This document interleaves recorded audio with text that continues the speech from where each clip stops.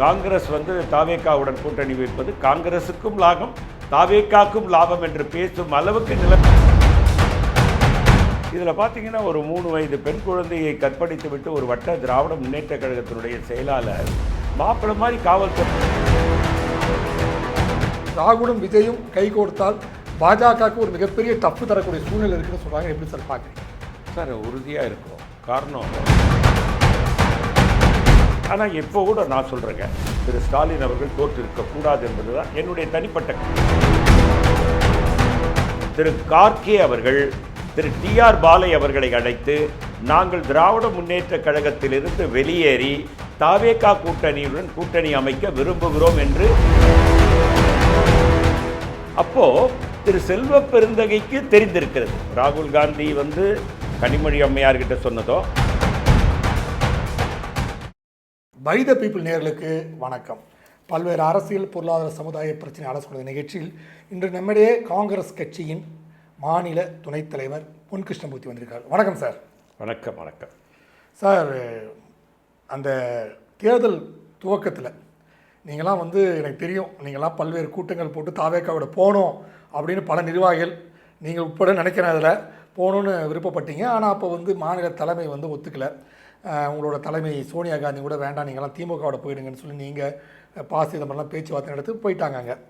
ஆனால் ஒரு மிகப்பெரிய எழுச்சி, 5 சீட் தான் ஜெயிக்க முடியுது. ஆனால் நீங்கள் உடனே தாவேகாவை ஆதரிச்சிட்டிங்க. அந்த முன்னால் அந்த தாவேகா கிட்ட போகலாம் அப்படின்னு சொன்னதுக்கு என்ன காரணம்? கல நிலவரம் தமிழகத்தில் திராவிட முன்னேற்ற கழகத்தினுடைய ஆட்சியின் மீது கடும் அதிருப்தி மக்களுக்கு இருந்தது, கண்கூடாக தெரிஞ்சது. மக்களிடத்திலே சென்று பார்த்தபோது நீங்கள் பார்த்தீர்களானால் பிரேமலதா விஜயகாந்த் அவர்கள் முதல்வரை மேடையில் வைத்துக்கொண்டே பலாத்காரம், இதை தவிர வேறு என்ன நடக்கிறது என்று பெண்களுடைய பெருங்கூட்டத்தில் பேசியது மிகப்பெரிய சலசலப்பை உண்டாக்கியது. அந்த அளவுக்கு நடந்து கொண்டிருந்தது. முதல்வரை மேடையில் அமர வைத்து கொண்டு மறைக்க முடியாத ஒரு உண்மையை பிரேமலதா விஜயகாந்த் பதிவு செய்தது வரலாற்று உண்மை.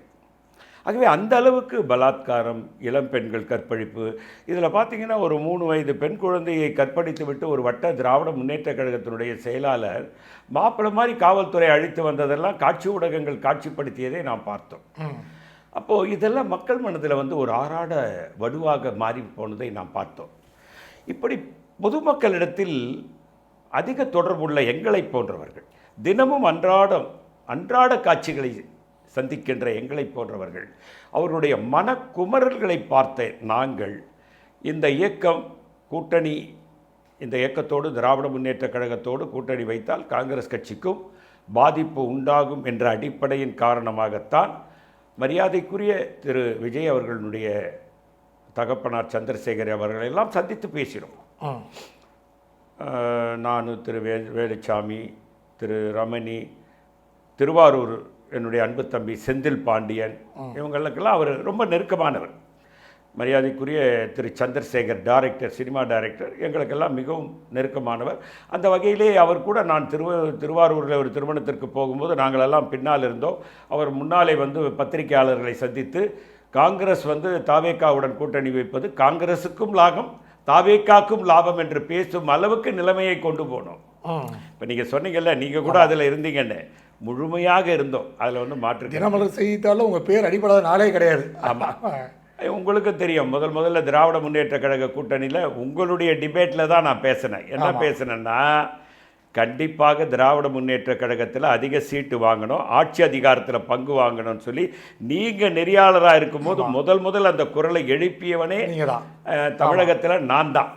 நீங்கள் நெறியாளராக இருந்து கேட்ட கேள்விக்கு பதிலளித்ததிலே அதுதான் அப்புறம் தீப்பாரி பத்திக்கிட்டு எல்லார்கிட்டையும் போனது.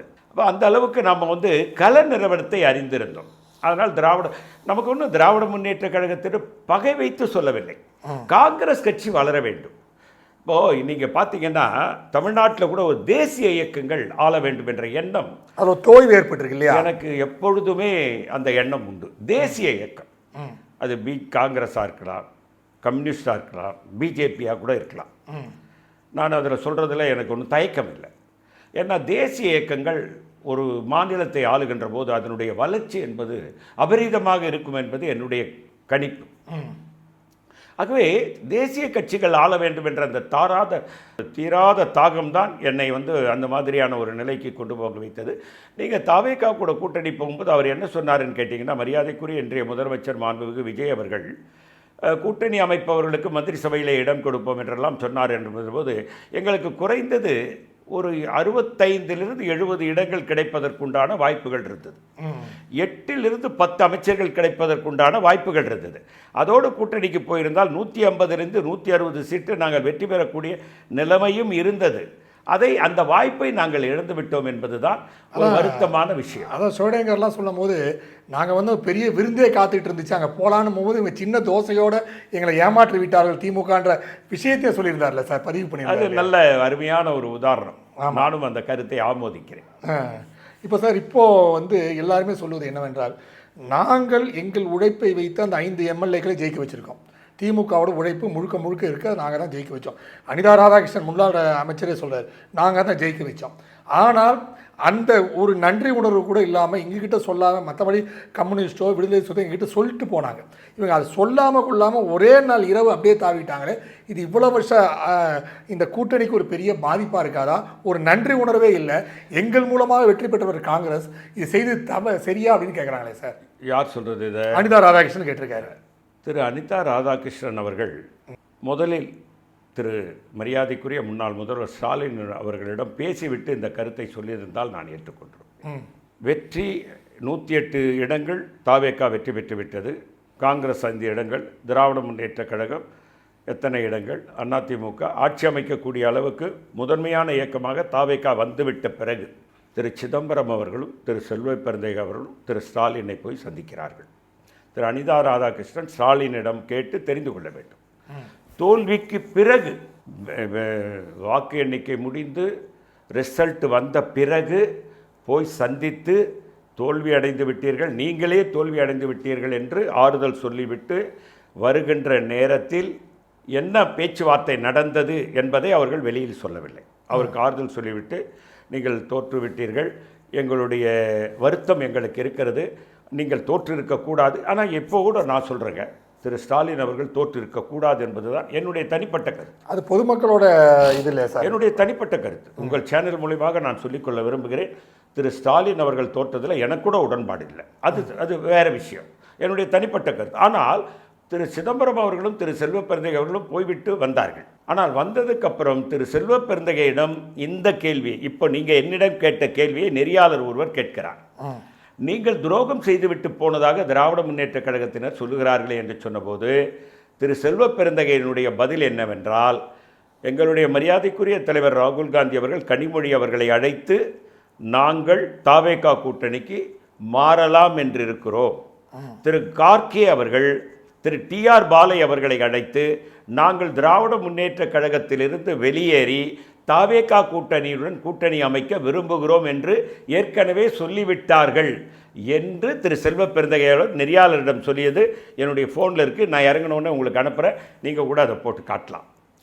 அப்போது திரு செல்வ பெருந்தகைக்கு தெரிந்திருக்கிறது, ராகுல் காந்தி கனிமொழி அம்மையார்கிட்ட சொன்னதும் கார்கெட் திரு டிஆர் பாலுகிட்ட சொன்னதும் திரு செல்வ பெருந்தகைக்கு தெரிந்திருக்கு. எப்படி தெரிந்திருக்கணும்னா என்னுடைய யூகம்தான் அது. திரு ஸ்டாலின் அவர்கள் கூட சொல்லியிருக்கலாம், திரு செல்வ பெருந்தகை திரு சிதம்பரம் அவர்கள் கூட அண்ணா திராவிட முன்னேற்ற கழகத்தின் பொதுச் செயலாளராகக்கூடிய மரியாதைக்குரிய திரு பழனிசாமி அவர்களை முதல்வராக்கிவிட்டு திராவிட முன்னேற்ற கழக கூட்டணி கட்சிகள் காங்கிரஸ் உட்பட கம்யூனிஸ்ட் உட்பட பின்னால் இருந்து ஆதரவு கொடுக்கலாம் என்று இருக்கிறோம் என்று சொல்லியிருக்க வேண்டும். இது ஒரு யூகம்தான். இது ராகுல் காந்தியும் கார்கேவும் கனிமொழிகிட்டையோ டிஆர் பால்கிட்டையோ சொல்கிறாங்கன்னா இந்த சிதம்பரமும் செல்வ பெருந்தகை சொல்லாமல் அவங்க இதை சொல்லியிருக்க போகிறதில்லை. திரு ஸ்டாலின் அவர்கள் இந்த விருப்பத்தை எங்களிடம் தெரிவித்தார் என்று திரு சிதம்பரமும் திரு செல்வ பெருந்தகையும் திரு கார்கே அவர்களிடம் தெரிவித்திருக்க வேண்டும். கார்கே அவர்கள், ஆனால் இது எல்லாமே யூகம் தானே சார்? யூகம் இல்லை, இதை வெளிப்படையாக செல்வ பெருந்தகை சொல்லிட்டார். கார்கே செல்வ பெருந்தகை சிதம்பரத்திடத்தை சொன்னது தான் யூகம். ஆனால் செல்வ பெருந்தகை ஒரு பைட்டில் பத்திரிகையாளர் சந்திப்பில் கார்கே அவர்கள் டிஆர் பாலிடம் சொல்லிவிட்டார், திரு ராகுல் காந்தி அம்மையார் கனிமொழியிடம் நாங்கள் கூட்டணி மாறப்போகிறோம் என்று சொல்லிவிட்டார். இதை பகிங்கரமாக ஒரு பைட்டில் சொன்னார். அப்போ அவங்களுக்கு எப்படி தெரியும்னா இவங்க கிட்ட சொல்லி தான் தெரியும். இல்லை சார் கரெக்ட். ஆனால் அதனால இது துரோகம்னு சொல்றத ஏற்றுக்கொள்ள முடியாது. இல்லை சார், இன்னொரு விஷயம், ராகுல் காந்தி அந்த பதவியேற்பு விழாவுக்கு வராரு, ஆனால் ஸ்டாலின் அவர் சந்திக்கவே இல்லையே சார். இவரும் அவர் முயற்சி கூட பண்ணலையே சந்திப்பதற்கான ஏற்பாடுகளும் நடக்கல. அதாவதுங்க நீங்க ஒன்று பார்க்கணும். ராகுல் காந்தி அவர்கள் கோயம்புத்தூரிலே அவர் மீது வைத்திருந்த அன்பை வெளிப்படுத்துகின்ற வகையில் சுவர் ஏறி போய் ஸ்வீட் கடையில் இனிப்புகளை வாங்கி அந்த இனிப்பு கரைஞ்சிருச்சோ அப்படின்னு கேட்குறேன். இல்லை இனிப்பு வாங்கி கொண்டு போய் கொடுத்த வரலாறும் இருக்கிறது. ஆனால் என்னவென்றால் அவரை சந்தித்து ஆறுதல் சொல்லியிருக்கலாம், ஒன்றும் தவறில்லை. ஆனாலும் இந்த மனநிலையில் வேண்டாம் என்று அவர் நினைத்திருக்கக்கூடும். இப்பொழுது அவருடைய பதவி பிரமாணத்திற்கு வந்திருக்கிறோம். மீண்டும் ஒரு முறை தமிழகத்திற்கு வரும்போது திரு ஸ்டாலின் அவர்களை சந்திக்கலாம் என்று போயிருப்பார். இல்லை சார், பிரச்சாரத்தின் பேர் கூட 2 பேரும் சந்தித்து பிரச்சாரம் பண்ணலை, அந்த குற்றச்சாட்டு கூட அப்போ வைக்கப்பட்டதே சார். அதாவதுங்க பிரச்சாரத்தில் கார்கேவுடன் திரு ஸ்டாலின் அவர்கள் மேடையில் ஏறி பேசினார். அது இருக்குது. நீங்கள் கிருஷ்ணகிரியில் பேசினாங்க. இப்பொழுது திரு ராகுல் காந்தி வரும்பொழுது திரு ஸ்டாலின் அவர்களுக்கு நேரம் இல்லை என்பதை திரு ஆலந்தூர் பாரதி அவர்களே குறிப்பிட்டார்கள் பத்திரிகையாளர் சந்திப்பிலே. ஏன் ராகுல் காந்தியோடு ஒன்றாக பிரச்சாரம் செய்யவில்லை என்பது, அவர் அந்த பிரச்சாரத்தை இடையிலே நிறுத்திவிட்டு வந்தால் 28 தொகுதிகளினுடைய கவர் பண்ணுறது பாதிக்கும் என்று குறிப்பிட்டதை நீங்கள் காட்சி ஊடகத்திலே பார்த்திருப்பீர்கள். நீங்கள் ஒரு பத்திரிகையாளர் என்ற முறையில் உங்களுக்கு தெரியாதது ஒன்றுமல்ல. ஆகவே இப்படிப்பட்ட சூழ்நிலைகள் தேர்தல் நேரத்திலே அமைந்துவிடும். ஆகவே இதை ஒரு குறையாக சொல்வதை ஏற்றுக்கொள்ள முடியாது. எங்களை துரோகி என்று சொல்லுகின்ற திரு பேர் என்ன சொன்னீங்க, அனிதா ராதாகிருஷ்ணன், அந்த வார்த்தையை அவர் திரும்ப பெற வேண்டும். காரணம், நாங்கள் துரோகி இல்லை, உங்ககிட்ட சொல்லிட்டு தான் வந்தோம். மற்றவங்க சொன்ன மாதிரி நாங்கள் வெளிப்படையாக சொல்லலைன்னா கூட நாங்கள் உங்களை அழைத்து பேசிவிட்டு தான் வெளியே ரகசியமாக சொல்லிட்டு வந்திருக்கீங்க. ரகசியம் இல்லை, திரு செல்வப்பிரதையை வெளிப்படையா சொன்னாங்க. பட் இந்த விஷயம் என்னன்னா இன்னுமே வந்து ஒரு புகைச்சல் இருந்துகிட்டே இருக்கு. திமுகவுக்கும் காங்கிரஸ்குள்ள புகைச்சல் இருந்துகிட்டே இருக்கு. அதாவதுங்க அரசியல் என்றாலே இப்படி மாறி மாறி தான் வரும். அரசியலில் வந்து எந்த கூட்டணியும் நிரந்தரம் கிடையாது, நிரந்தர விரோதிகளும் கிடையாது, நிரந்தர விரோதியும் கிடையாது, நிரந்தர பகைவனும் கிடையாது. அந்த வகையிலே இந்த கூட்டணி அமைந்திருக்கிறது. இது வெற்றி கூட்டணியாக அமையும். உள்ளாட்சி தேர்தல், நாடாளுமன்ற தேர்தல் வரைக்கும் தாவேகாவுடன் கூட்டணி வைத்திருக்கிறோம். எங்களுடைய கூட்டணி வெற்றி கூட்டணியாக நீங்கள் சொல்லியிருக்கீங்க சார். ஆனால் கார்த்திக் சிதம்பரம் என்ன சொல்கிறாருன்னா, இது வந்து சும்மா ஒரு மாநில லெவலில் தான் கூட்டணி, ஆல் இந்தியா லெவலில் நாங்கள் திமுக தான் கூட்டணி இருக்கிறோம், இங்கே வந்து சும்மா ஒரு சின்ன லெவலில் தான் கூட்டணி அப்படின்னு இன்னும் அவர் வந்து இந்த கூட்டணியை அவரால் ஏற்றுக்கொள்ளவே முடியலையே சார். அவருடைய கருத்து, அவருடைய சொந்த கருத்துங்க அது. அதை வந்து அரசு கட்சி கருத்தை அதை எடுத்துக்க முடியாது. காரணம் என்னவென்று சொன்னால், அவருடைய தந்தையார் மட்டும் அமைதி காத்திருந்தால் தாவேகாவுடன் கூட்டணி போயிருக்க முடியும். திரு கார்த்திக் சிதம்பரத்து அவர்களுக்கு நான் சொல்லிக்கொள்ள விரும்புவது இதுதான். உங்கள் தந்தையார் தான் போய் ஒரு திகட்டு இருக்கிறது என்று பேசி 40-45 நிமிடம் அவரோடு பேசி அடுத்த நாள் போய் கையெழுத்து போட்டார்கள் என்றெல்லாம் பேசினார். அதெல்லாம் தேவையில்லை. அவர் அந்த வேலையை செய்திருந்தாமல் இருந்திருந்தால் தாவேகாவுடன் கூட்டணி அமைந்திருக்கும். அவர்தான் இதை முனைப்பு காட்டி கார்கே சொல்லி தான் பண்ணன்னு சொல்கிறார். கார்கே சொல்லியிருப்பார், அவர் போய் சொல்ல மாட்டார், எனக்கு தெரியும். கார்கே சொன்னால் கூட அவர் அமைதி காத்திருந்தார்னா ஆட்டோமேட்டிக்காக தாவேகாவோட கூட்டணி போயிருக்கோம். இன்றைக்கி கூட்டணி மந்திரி சபை வந்திருக்கோம். நாங்கள் பெரிய அளவில் மந்திரி சபையில் இடம் பெற்றிருக்கோம். வளர்ச்சி பாதையை தடுக்கின்ற வேலையை திரு சிதம்பரம் செய்தார் என்பதிலே மாற்று கருத்தில்லை. அதே வேலையை அவருடைய மகனும் செய்து கொண்டிருக்கிறார் என்பது வருத்தமான விஷயம். சார், இப்போது 2 இடம் கிட்டத்தட்ட பல ஆண்டுகளுக்கு பிறகு 46 ஆண்டு நினைக்கிறோம். அதுக்கப்புறம் இப்போ தான் அமைச்சரவையில் இடம்பெற போகிறார்கள் அப்படி காங்கிரஸ் அப்படின்னு சொல்லப்பட்டிருக்கு. அதுலேயும் வந்து குழப்பமாக இருக்குது. ஒரு பக்கம் விஸ்வநாதன் கேட்குறாரு, இந்த பக்கம் ராஜேஷ் 2 பேர் கொடுக்குறதா இருக்குது. இருந்தாலும் கன்னியாகுமரியிலேருந்து 2 பேர் கேட்குறாங்க அப்படின்னு சீட் பேரத்தில் வந்து இன்னும் குழப்பமாக இருக்குது சார். அது எப்போ நிறைவடையும் சார்? அதாவது கூட்டணி ஆட்சி என்று வந்துவிட்ட பிறகு குழப்பம் இருக்கத்தான் செய்யும். ஆனால் கேரளாவிலே பதவி ஏற்கும் போதே கூட்டணி கட்சிகளும் இணைந்தே ஏற்றுவிட்டார்கள். அதற்கு நிரந்தர முற்றுப்புள்ளி வச்சாயிற்று. இங்கே அதை செய்ய முடியாததற்கு காரணம் என்னவென்று சொன்னால், காங்கிரஸ் கட்சியிலே இப்போ நம்ம பேசுகிறல்ல திரு சிதம்பரம், திரு கார்த்திக் சிதம்பரம், இது போன்ற குழப்பங்கள் இருந்து கொண்டே தான் இருக்கிறது. ஒருவர் ஏதாவது ஒன்று பேசிக்கொண்டு ஒரு குழப்பத்தை ஏற்படுத்தி கொண்டே இருப்பதன் விளைவாகத்தான் இது நடந்து கொண்டே இருக்கிறது. ஆனால் இப்படி நடப்பது வந்து காங்கிரஸ் கட்சியினுடைய ஆரோக்கியமான அரசியலுக்கு உகந்ததாக எனக்கு தெரியவில்லை. காங்கிரஸ் இன்னும் மேலே வர வேண்டும் என்று சொன்னால் இந்த குழப்பங்களுக்கு முற்றுப்புள்ளி வைக்க வேண்டும். அதற்கு தலைமை தான் முடிவெடுக்க வேண்டும். இப்போ கூட பாருங்கள், திரு செல்வப்பிரதை அவர்கள் நான் ராஜினாமா செய்து விட்டேன், தேர்தல் முடிஞ்சது பிறகு நான் 2 ஆண்டு காலம் இருந்து விட்டேன், மனநிறைவோடு விடைபெறுகிறேன் என்று கூறிவிட்டார். இப்பொழுது யார் அதுக்கு நடவடிக்கை எடுக்கணும்? மேலிடம் தான் நடவடிக்கை ஆமா. எடுத்திருக்கணுமா வேணாமா? அவர் நான் ராஜினாமா பண்ணிட்டேன், விடைபெற விரும்புகிறேன்னு சொல்லிட்டார். விடைபெற விரும்புகிறேன் என்பவரை நீங்களே உட்கார வச்சிருக்கிறீங்க. அப்போ இதுக்கெல்லாம் காரணம் மேலிடம் வந்து ஒரு தீர்க்கமான முடிவுக்கு வரணும். வராமல் எல்லாத்தையுமே குட்டியை குழப்பி அதில் மீன் பிடிக்கலான்னு பார்க்கறது வந்து தவறான ஒரு அணுகுமுறை. அதை மேலிடம் மாற்றிக்கொள்ள வேண்டும் என்பது என்னுடைய கருத்து. சரி, இப்போ நீங்கள் விஜயோட கூட்டணி அமைத்திருக்கிறீர்கள். ஒரு புது உத்வேகம் காங்கிரஸுக்கு வந்திருக்கு. எனக்கு தெரிஞ்சு இவ்வளோ நாளில் ஒரு உற்சாகமாக இருக்காங்க காங்கிரஸ்காரங்க. ஏனென்றால் இந்த வெற்றி என்பது அடுத்தது இன்னும் கொஞ்சம் அடுத்த கட்டத்துக்கு போகும்போது கேரளா, புதுச்சேரி, தெலுங்கானா போன்ற இடங்களில் விஜயோட முகமே உங்களுக்கு ஒரு மிகப்பெரிய அடையாளமாக இருக்கும்னு சொல்லப்பட்டிருக்கு. அது மட்டும் இல்லை, 2029 வருகின்ற நாடாளுமன்ற தேர்தலில் கூட விஜயோட உதவி காங்கிரஸ் மிகப்பெரிய அளவில் இருக்கணும். ஏன்னா ஏற்கனவே 2010 அந்த சூழ்நிலை வந்து விஜய் வந்து ராகுல் அவர்களை சந்தித்து இளைஞரணி தலைவராக போராடலாம் செய்திகளாக வந்துச்சு. ஸோ இப்போ அது வந்து இன்னும் கொஞ்சம் அடுத்த பரிமாணம் போகிற சூழ்நிலை. ராகுலும் விஜயும் கை கோர்த்தால் பாஜகவுக்கு ஒரு மிகப்பெரிய டஃப் தரக்கூடிய சூழ்நிலை இருக்குன்னு சொல்கிறாங்க. எப்படி சார் பார்க்குறீங்க? சார் உறுதியாக இருக்கும். காரணம், நீங்கள் அவருடைய பிரச்சாரத்தின் போது கூட திரு விஜய் அவர்கள் பகிங்கரமாக ஒரு குற்றச்சாட்டை வைத்தார். 90% மேல் உள்ள காங்கிரஸ் நண்பர்கள் தாவைக்கா பக்கம் தான் இருக்கிறார்கள், 10%க்கும் குறைவானவர்கள் இப்படி காமிச்சார். பெட்டி பெட்டியாக வாங்கி கொண்டு என்று இப்படி காமிச்சார். அப்போது காங்கிரஸ் மீது அவருக்குள்ள பற்றை அடையாளப்படுத்தி காட்டியது தான் அது. காங்கிரஸோடு கூட்டணி வைக்க வேண்டும் என்று விரும்பியதை அவரும் விரும்பினார். அவர் தந்தை திருவாரூரிலே, நானும் பக்கத்திலே கொஞ்சம் தள்ளி நிற்கிறேன், அவர் மட்டும் பத்திரிகையாளரை சந்திக்கட்டும் என்று தள்ளி நிற்கிற நேரத்தில் காங்கிரஸ் எங்களோடு இணைந்தார், என் மகனோடு இணைந்தார், அவருக்கும் பலம் காங்கிரஸுக்கும் பலம் என்று சொன்னிய வரலாறும் இருக்கிறது. ஆகவே அவர்கள் காங்கிரஸை இணைத்து கொண்டு பயணம் செய்ய வேண்டும் என்ற அந்த எண்ணம் ஈடேறவில்லை என்பதனுடைய வருத்தம் அவருக்கு இருக்கிறது.